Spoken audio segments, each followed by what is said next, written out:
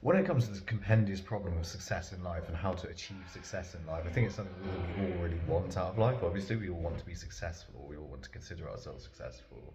However, I think that I do very much follow this model that that's like failure, failure, failure, failure, failure, mountains of failure, and then eventually we succeed, or hopefully we succeed eventually, right? And I do sort of subscribe to that model.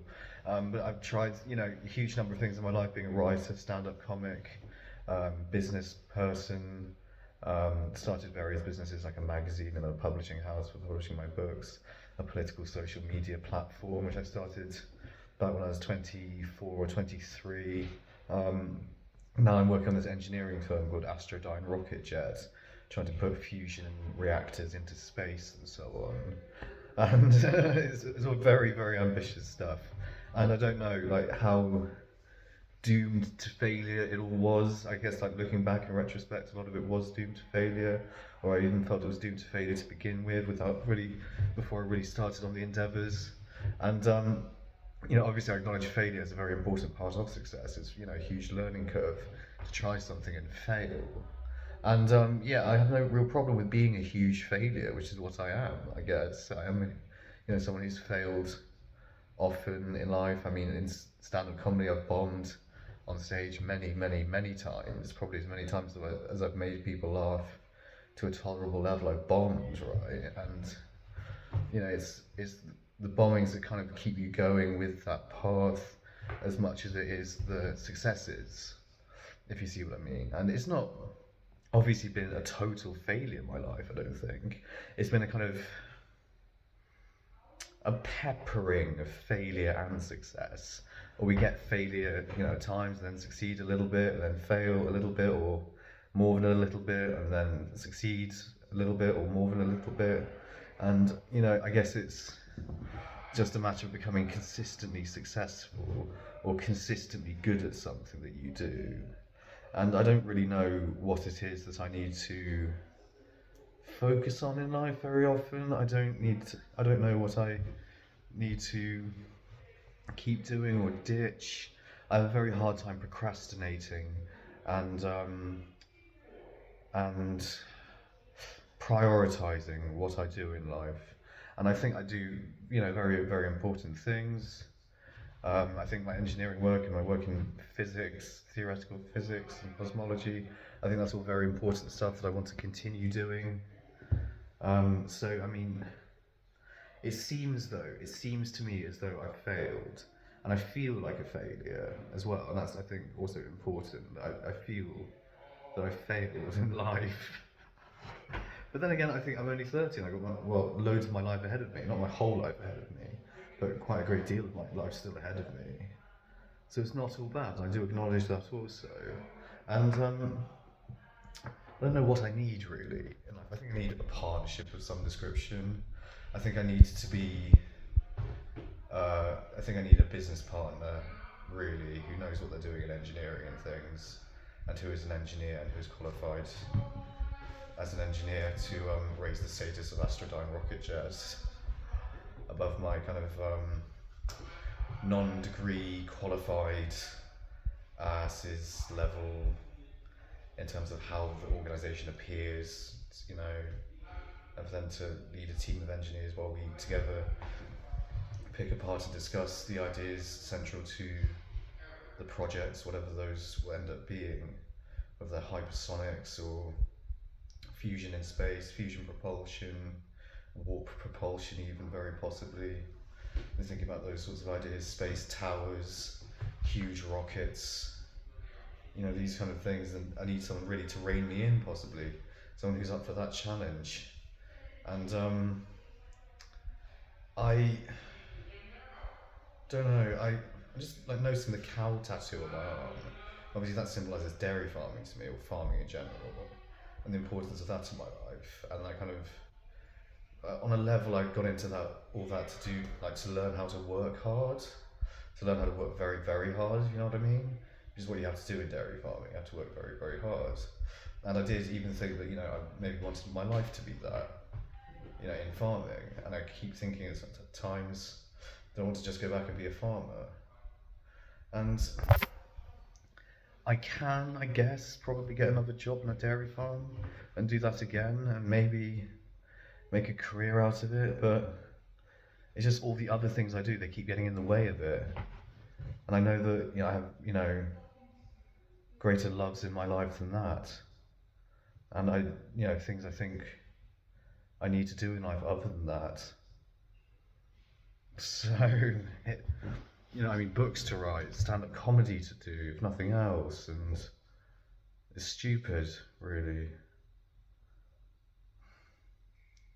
Kind of flim-flamming and not knowing what to do, not knowing what to prioritize, and doing things that I think are important for the world, like fusion reactors in space. And I think I was one of the first people, if not the first person, really to come up with that sort of idea in terms of a practicable model of what we could do building one in space.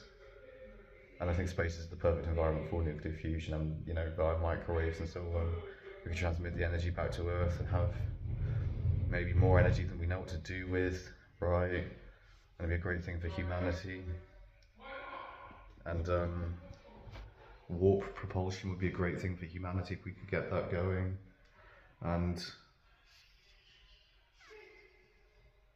so with a space tower, and round it goes, right? Cycles of procrastination, not knowing what to do with life. And I think more than anything, it's very important to be secure in knowing what you want to do with life. I mean, I can farm and do all sorts of things around that as well, but it does take up a hell of a lot of time. And the other tattoo on my other arm is this one, which is the Dr. Manhattan symbol, a hydrogen atom, and it is the one I got first, and therefore I think it's the one that symbolises something of greater importance in my life, which is physics. And this quantum gravity idea, this is the biggest failure of mine, if you like, really, since no one seems to believe in it, no one seems to sponsor it, certainly not in academia. And 1 minute, mate. Apparently we're ordering pizza. But yeah, so feeling like a failure at 30. How original. Who succeeds when? I mean, well, what is success? What is success in like an absolute sense?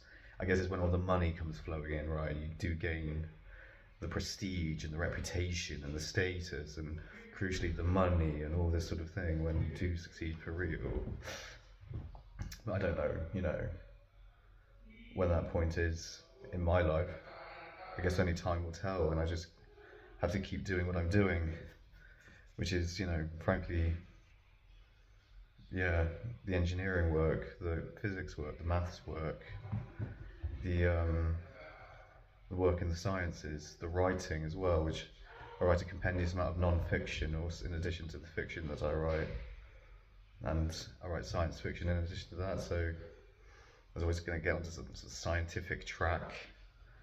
I think I'm deeply interested in all the sciences, really, and just keep going, keep buggering on, as Christopher Hitchens said once, or quoted someone saying, I think. I'm not sure he was quoting that.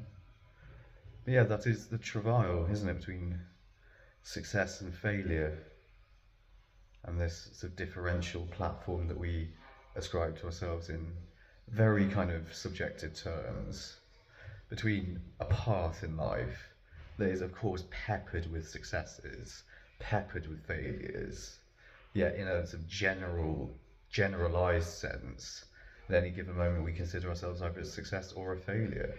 And at times I feel like a success, at times I feel like a failure. And I don't think there's any use really getting hung up too much on that and being too reflective or self-critical about, where I stand in relation to other people, right? Or because that can change at any given moment, and that might have no relevance down the line. So it's not really relevant to the work I do either. And that's the most important thing, I think. Continuing with one's vocation, continuing with one's work, continuing to acquire skills and develop knowledge and skills, and to keep on with this process, keep learning, keep improving, keep improving oneself and one's objectives in life. Yeah, sharpening one's sense of one's own goals, possibly, or what one wants to achieve. There's that as well. I don't think that's as important as maybe refining one's thinking, one's ideas, one's base of knowledge and skill. Maybe that's more important. Yeah. So yes, another long rambling video on my very unsuccessful YouTube channel, my second one, Sam Cottle's Venting Hole. But yes, this has been all about failure and success. Thank you very much for watching. Bye bye bye. Love you lots.